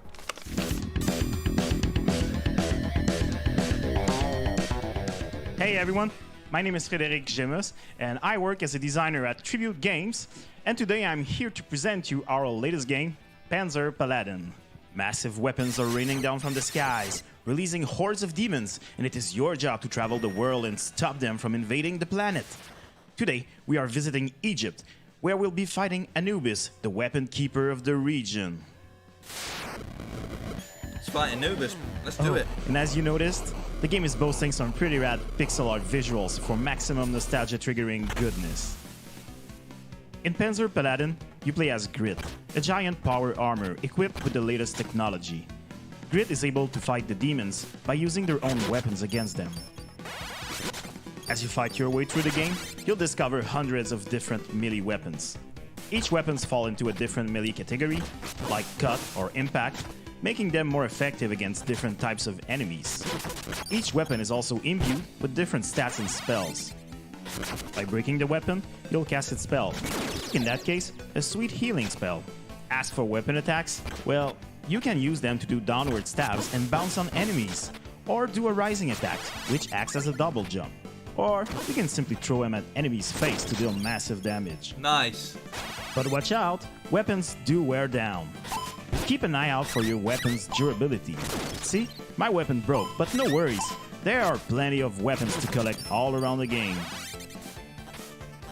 Throwing weapons at enemies or breaking them to cast powerful spells is part of what makes Panzer Paladin so much fun. But perhaps your greatest weapon in the game might just be Flame, the squire that pilots the Paladin from the inside. She can eject to sneak into tight spaces, or to recharge the power armor when it's low on energy using those tanks. She can swing from rings with her laser whip, or use it to strike demons as well. But little mini diva flex. She can't pick up the demonic weapon, as only Grit can do so. Flame can eject at any time, and you could even play the whole game as her if you'd like. You can sacrifice a weapon at these pedestals to create a checkpoint. Checkpoints are well worth it. I'm okay with mainly that. So when you Metroid. encounter Yeah, there we creatures go. like this one. We found one that hits the diamonds like. There we go. We did it, everyone. Weapons, the mythical This looks creature great. will come to fight you. A perfectly timed block, followed by an attack, will open up any enemy's defense and create a parry. You can also use the backdash, a lightning quick move that will dodge almost any attacks, especially those unblockable energy attacks. The Horseman is a powerful enemy that you'll encounter multiple times in the game, truly challenging your swordplay skills as you progress. And by defeating the Horseman, you will be rewarded with the mysterious weapon from the Blacksmith, a weapon created by the community. With the Blacksmith, you can forge anything you want. You simply need to draw the pixel art using our simple-to-use tool, name your creation, and allocate the points to the different parameters in spell. Once saved, your friends, family, and the whole Panzer Paladin community will have access to your pixel-crafted armory. Set or slice a world record in the speedrun mode. Replay all levels and try to beat your friends' as well. time, You're right, the Pat. This is community's very best, good. or just your own. Find shortcuts, maximize combat techniques, and discover new ways to save time. Earn medals and place your name high up on the leaderboards. Panzer Paladin is packed with 17 carefully crafted levels, each with a unique boss, protecting a powerful weapon for you to seize. By completing your first run of the game, you'll unlock the Remix mode, where you can access alternative versions of all of the levels, upping the difficulty and doubling the fun. Yup, that's a whole lot of side-scrolling action. The game is set to release this summer for Steam and Nintendo Switch, so keep an eye out for Tribute Games on all of the major social networks, and add the game to your Steam wishlist. Hope you enjoyed today's presentation, and stay safe everyone. It looks great though. No, your stream is not broken for this next one. It's definitely in black and white. There's not a lot you can say about this game. It's super unique, it sounds awesome, and it's unlike anything you've ever seen before. And it's from a developer named Games for Ghosts, which is a name that will make sense in about 3 seconds. Hey, this is Jean Devet from Games for Ghosts, and I'm happy to present our... That's the whole point in it, looking like the game. That's what they were going for. They were going for nostalgia. Garage has been in the making on and off since about 2018 and is created by myself and Richard Peterson. Alright, Haunted Garage, what you got?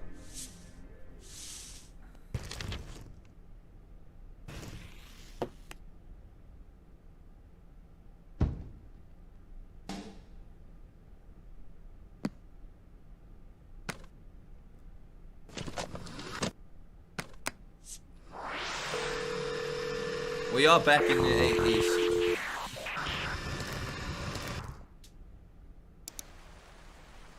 I handle the artwork, sound and creative direction, and Richard makes it all function and magically come together on the programming and technical side.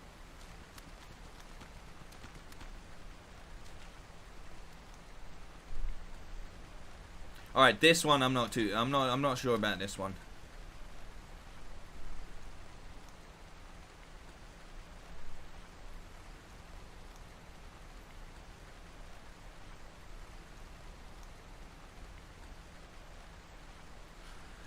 They had such good momentum. They were throwing great games at us left, right, and center, and now they've Garage has just taken killed many it. What? forms in its evolution over the years, and what started out as curious experiments with drawings and sounds has turned into a music production adventure game.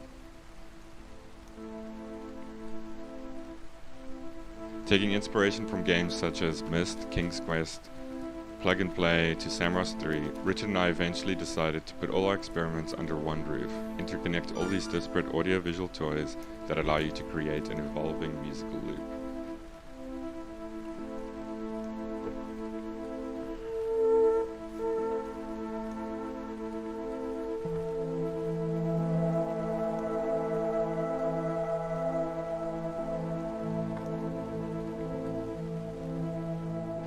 So is this a spooky game? Well, not really. It's haunted in the sense that you're not exactly sure who's in control or what the state of reality or context is.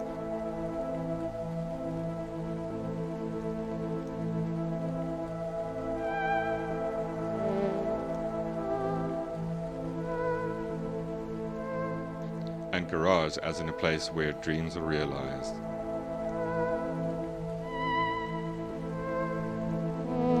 That's cool.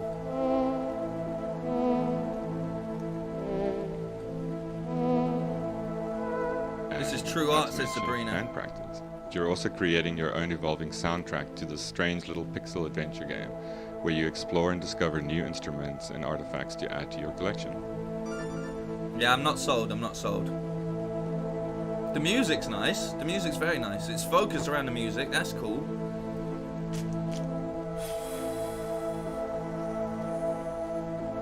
Where's the skip button?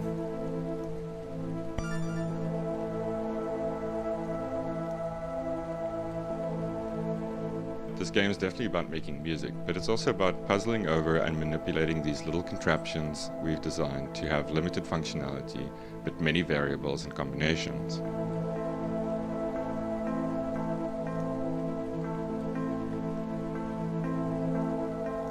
Haunted Garage aims to allow players to have a comfortable, creative experience. Unlike traditional digital audio workstations that can overwhelm beginners easily, the instruments in Haunted Garage provide you with a fun and non-intimidating environment to become acquainted with musical concepts, while also providing enough room for more experienced musicians to flex their creative skills within the limitations.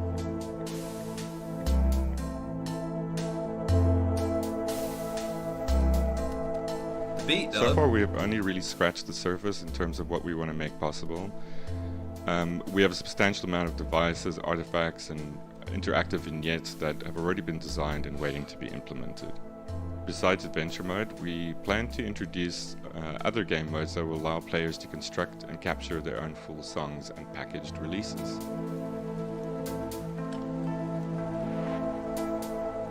Haunted Garage version 1 is by no means a finished product, and many corners still need to be ironed out. But what we have achieved thus far is the groundwork for what we see as an exciting new adventure gaming experience. whether it's just about going along for the ride and adventuring, or spending hours mastering your skills and crafting your perfect little jingle and sharing it with your friend. Alright, we're getting somewhere. Yeah. Haunted garage, like, you know, because it's like a garage, like it's you know, you make, it's like a garage band, you know. That's clever, that's smart, that's smart. Next up is the Eternal Cylinder from Ace Team in Chile. They've been making games for a long time, all the way back to Xenoclash, and they have a very unique personal house style I think you'll see reflected here, and it's a bonkers game. Hello, I'm Carlos Bordeo from the studio Ace Team, the people who made Rock of Ages and Xenoclash, and I'm here to talk to yeah, you pretty about much, Angel, the Eternal you can. Cylinder, our upcoming game. That's what it looks like.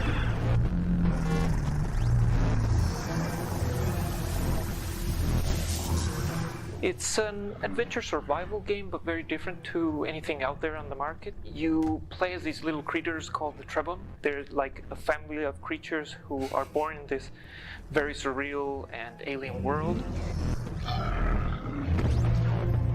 Okay.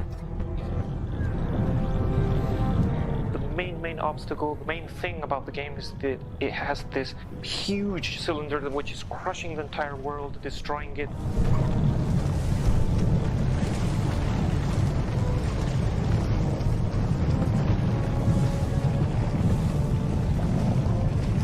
It's just the Sonic move. Look, it can Sonic himself.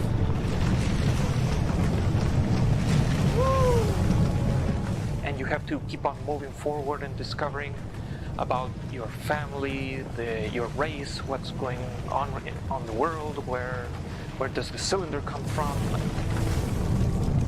Just a big old cylinder. Run, guys! Uh-oh.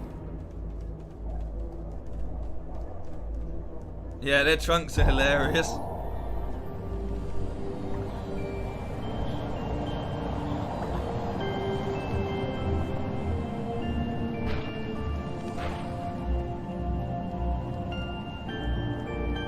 You just pushed him off.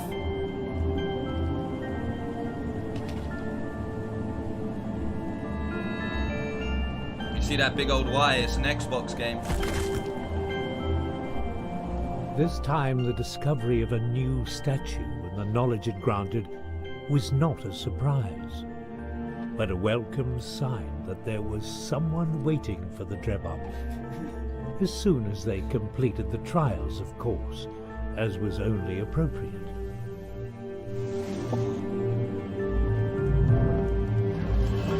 They squirt stuff out of their trunks. I don't know what they're going for with this one. It's definitely a big game and an ambitious title for Ace Team. It's a big one. It's just...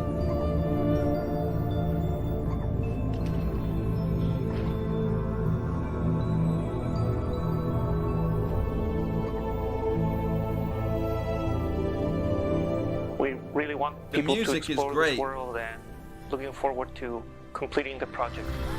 Hey, thank you so much. Hey, thank you. Everybody show love. Everybody show love in the chat right there. Thank you so much. Ankit, is that how I pronounce it correctly? Ankit, thank you very, very much. Massive thank you, and I'm glad that we've done a stream that you can actually catch up on. We're going to be doing daytime streams as well, so it's nice to know that different time You've probably zones heard work of for Flow, different people. Thank Flower, you so much. Maybe Everybody even throw Journey. those hearts They're in. called That Game Company, and their latest project has been an ongoing social experience experiment that's gathered the attention of a lot of players. It's altruistic, it's compassionate, it's exactly the kind of hopeful gameplay experience that we all could use a little bit of right about now. And they've got an exclusive first look at something they've been planning for a while, just for Day of the Devs. We are honored to be part of the Day of the Devs and Summer Game Fest. Like you, we're Thank excited you. to see what indie creators and studios have been up to. It is always great source of inspiration and a mid-year recharge for the hardworking indie developers. We're so proud to see the fast-growing indie community and filled with gratefulness from the amazing players worldwide. who have been supporting us over the years. As Sky approaches 1 year anniversary, we'll launch a new season, which comes with new stories, characters, and most importantly, a relaxing vacation that we all miss. Leading up to Sky's first birthday, we'll announce more surprises. Until then, please enjoy this teaser. Season of Sanctuary. Thank you. That Game Company. What a great name.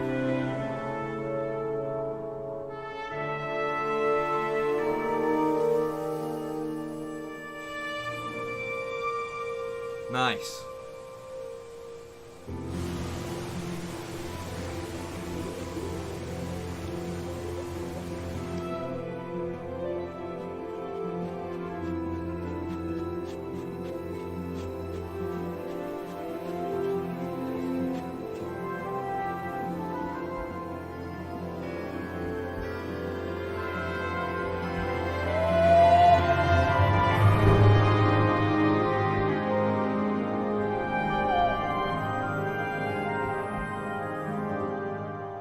It's a mobile game.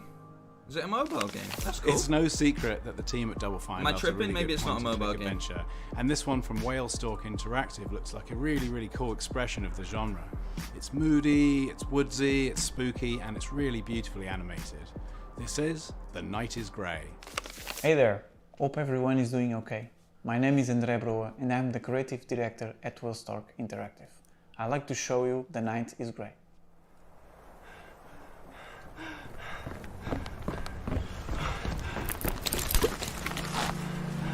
Cool.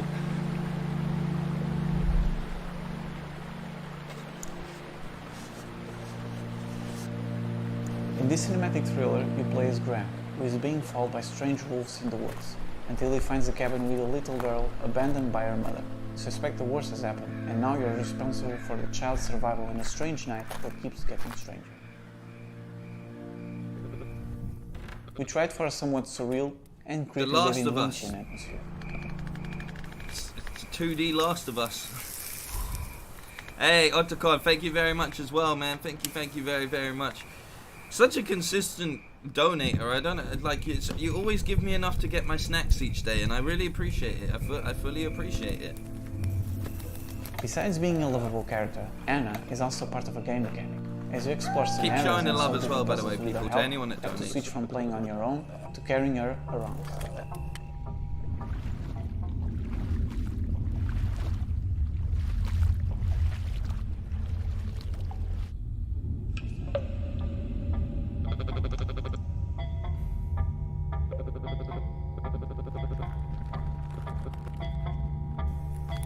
Like any adventure game, you have to solve puzzles to progress. No pixel hunting, we promise. We are trying to reach the sweet spot between frustration and accomplishment by changing up the pace. Puzzles! I hate puzzles!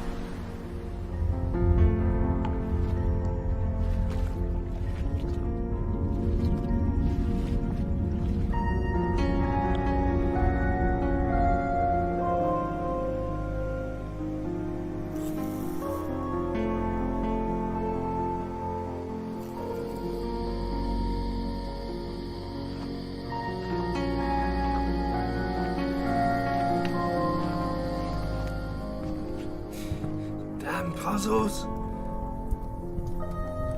This looks cool though. This does look cool.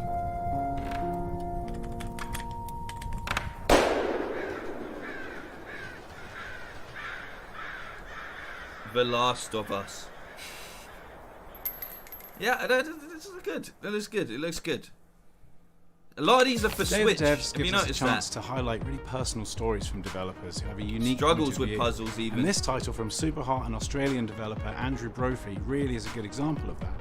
It's super weird. Welcome to the messed up future of Knuckle Sandwich. From the guy who did Superhot, yeah? Hello, my name is Andrew Brophy. I'm a game designer from Melbourne, Australia. I'm very pleased to have the opportunity to show you what I'm currently working on. It's a video game called Knuckle Sandwich.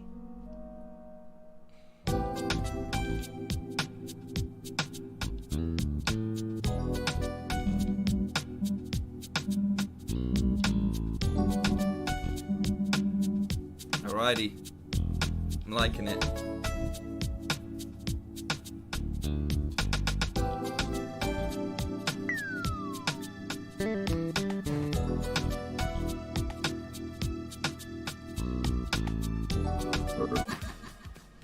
I would describe it as a personal game, hiding inside an offbeat, turn-based RPG. It's set on a fictional island off the southeast coast of Australia, where players will find themselves assuming control of a young man who moves to the island and gets wrapped up in the lives of all the people that live there. Along the way, you'll have run-ins with a dangerous gang, a fanatical cult, and a heap of other island residents.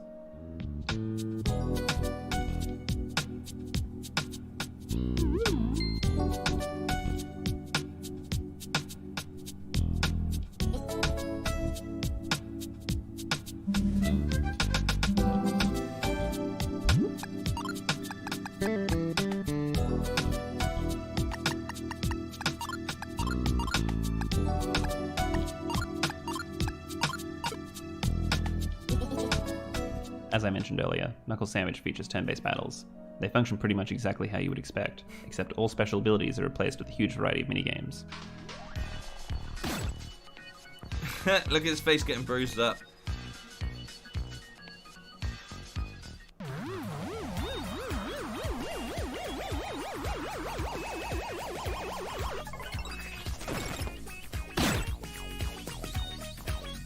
I like this. Is cool.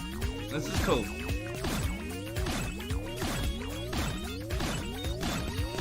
It's getting quicker.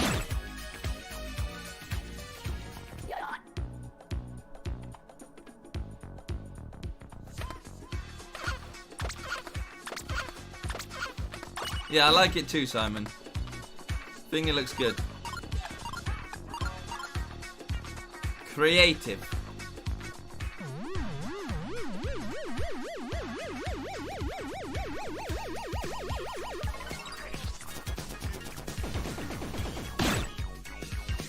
Hey. Okay.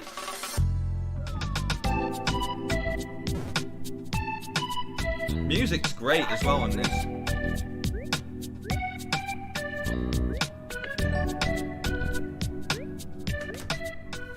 Anyway, we only got that's 2 Knuckle Sandwich hours in a nutshell. in a I hope you half dig it. before I stream Thanks. Last of Us as well.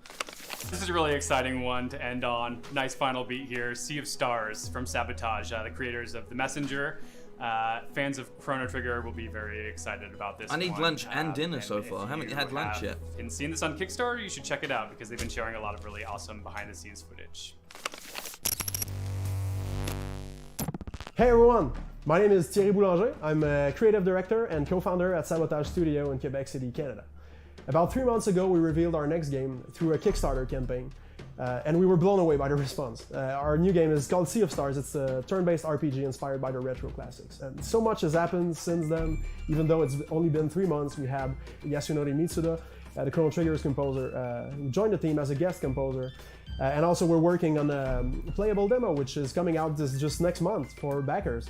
And we were also invited by Summer Game Fest to celebrate with them by putting something together. See, look how good so his we were camera delighted looks. by the opportunity to work on an updated trailer to show some of the polished up animation we've been doing, and also give a bit more screen time to a character that some people felt endearing and wanted to see more of. And so, you know, with everything going on in the world, it seems our duty as entertainers finds new purpose. And so we sincerely hope that you will find enjoyment in this fresh look at Sea of Stars. Stay safe, everyone. Nice. What a great little introduction there.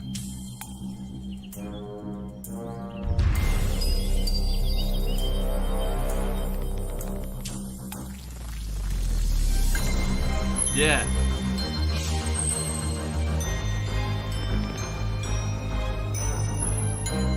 Yeah.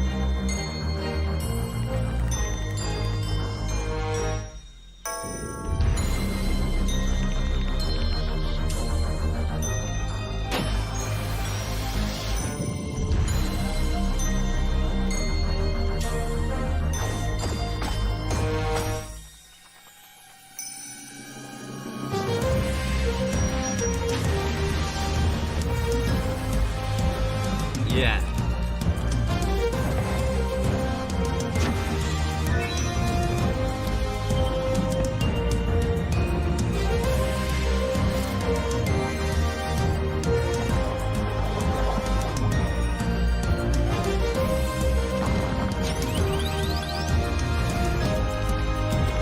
This looks great.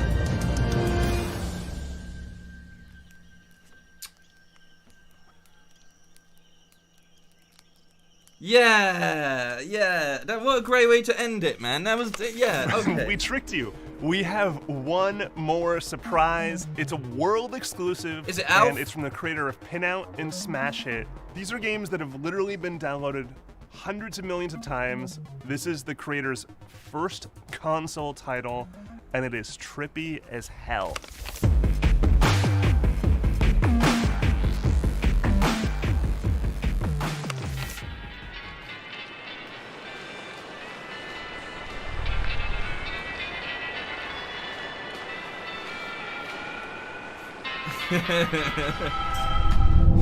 One more.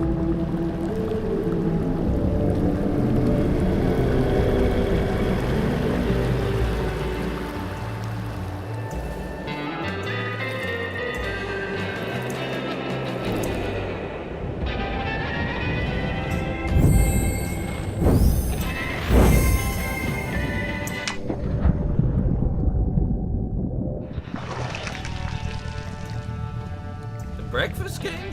What is this?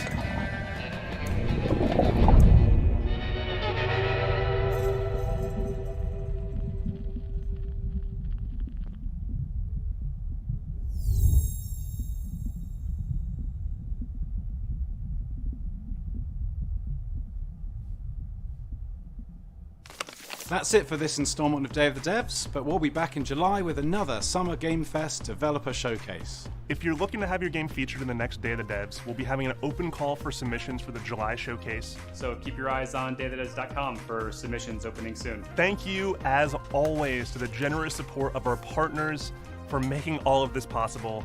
PlayStation, Idea Xbox, Nintendo, Epic Games Store, Steam. It takes a village of humans to make a digital event of this caliber happen. know So what happened thank at the you end. for all your support. And special thanks to Dose One, rapper, poet, composer, for lending his sounds to our soundtrack for today's broadcast. His music is dope. Check it out. But stay tuned. Summer Game Fest Developer Showcase is not over yet. We've still got some surprises in store. And thanks for you for watching, and thanks for all the developers around the world who submitted games. Bye. Thanks for watching. Thank you, Skulls. Okay, let's hope that recorded. Nice. Oh, I didn't clap. Oh, just take a video when you clap. Well, no, it has to be in that stream. Did you stop yours? Mm-hmm.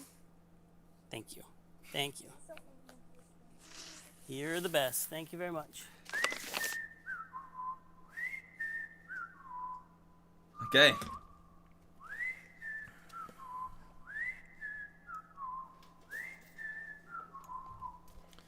So I've got written down here, Skate 4000, whatever that game was, looked awesome. The Witch game looked awesome. Drake Hollow looked awesome. That action platformer, which had like boss fights in it, looked great. Panzer Paladin also looked awesome. It's another Day of the Devs production. The guitar game as well. The guitar game looked awesome. Everything you're hearing tonight is from Sludge Light. We're just gonna turn this down a lot. This is horrible. This is horrible. And then Sea of Stars as well. Sea of Stars looked also very, very good. So yeah, those would be the ones that stood out for me. Which ones did you enjoy? Would be the real question.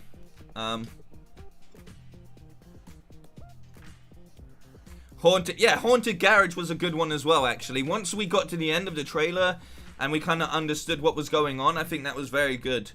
And I'd much rather they had some Haunted Garage music right here than whatever this is. No apology to the guy. He's gone out of his way and made some music and stuff. Okay, this part's not so bad, but that intro, my god.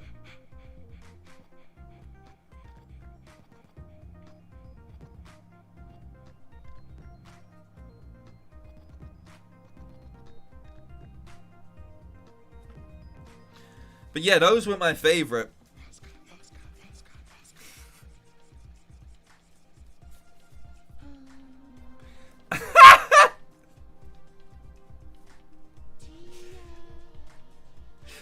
Yeah, okay, man. This dude's just losing his mind being in quarantine.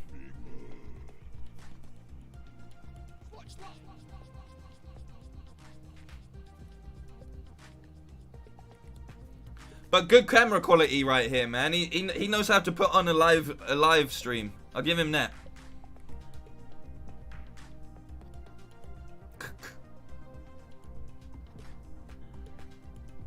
If he lose another piece of clothing, I'm gone. But yeah, Panzer Paladin was really interesting to me. I really liked the look of that.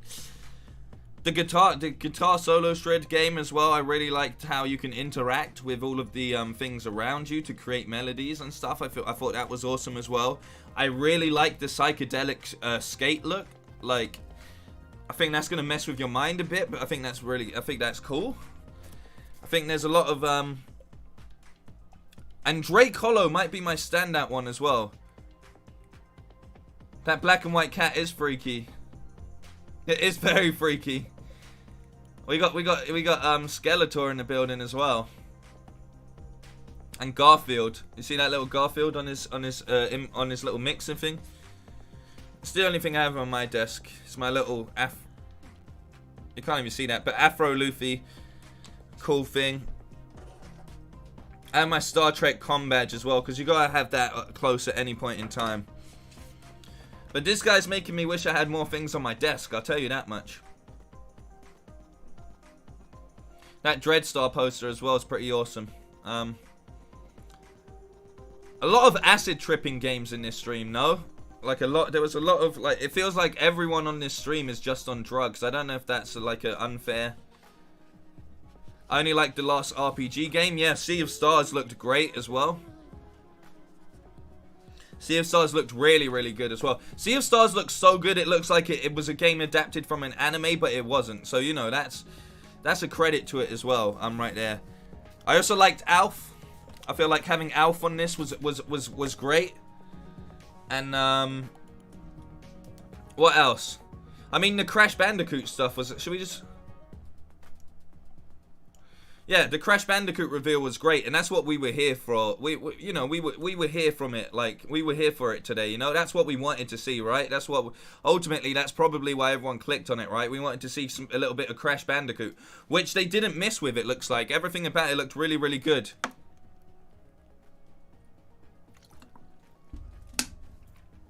Yes, this was a very strange stream. I'll give it that. A very, very strange stream. Exactly. Everyone's just been sitting in their house and just getting as fucked up as they can. Shrooms, acid, DMT. Alf saved the show other than Crash Bandicoot, 100%.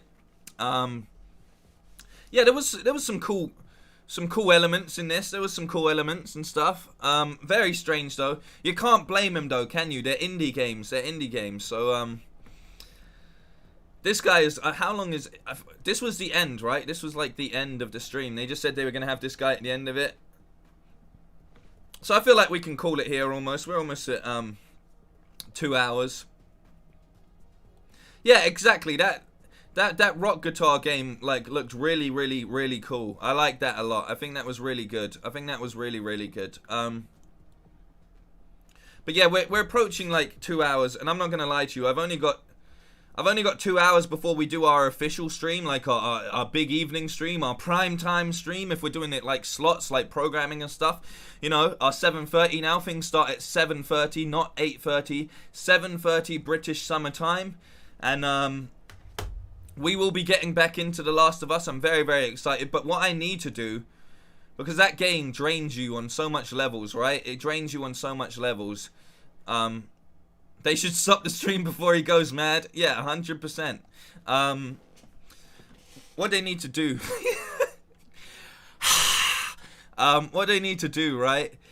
What I need to do, sorry, is I need to get some food in my belly, because The Last of Us is a draining playthrough. Like, it's so intense. It's so damn intense that I really need to make sure that I'm well fed before it. I've only got 2 hours to do that. I don't think I've got much food in the house. I need to get some snacks as well before I go crazy without the snacks and stuff. So yeah, we've got a lot happening at the moment. I thought this was a fun little stream though, a fun little daytime stream to do, and we're definitely yeah, when the E kicks in 100%. He double dropped before he went on this, man. Like definitely double dropped before he went in on this. But yeah, so you know, I need my snacks, I need my food in my stomach, and I need to be mentally prepared. I feel like I got a little bit of a headache coming on. Like, I don't know if that's the music. I don't know if it's because I started my day and just went straight into having these lights and stuff around me, but whatever. So yeah, thank you if you've been a part of this stream massively. We will 100% be back in time for 7:30 British summertime. I'm not too sure what that is in your time zone, but you've got enough time to check it out. Thank you everybody that's been a part of this, as always. You're lovely, lovely, wonderful people. I'm just gonna refresh this page quickly. But yeah, I'm gonna be doing a lot more daytime streams in general. If there's any sort of online conventions or things that we like, you know, that you want to see me covered, feel free to leave that in a comment or use any of my socials and say, hey man, this is upcoming, I want to see you cover that. We will of course be covering the Xbox Series X event when it happens, 100%. But yeah, just massive thank you to everyone. Go get your dinner in, go get everything like that or whatever. Do all that you want, you know, do all that you want.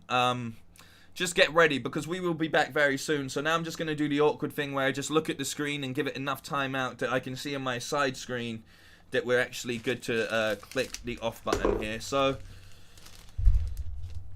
I mean, I play Warzone, but it's just not really my thing, like, if I'm being honest with you. Like, I just don't feel like...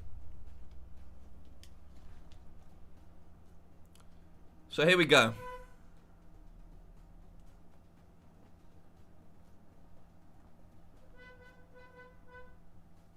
As always, take care of yourselves, look out for each other.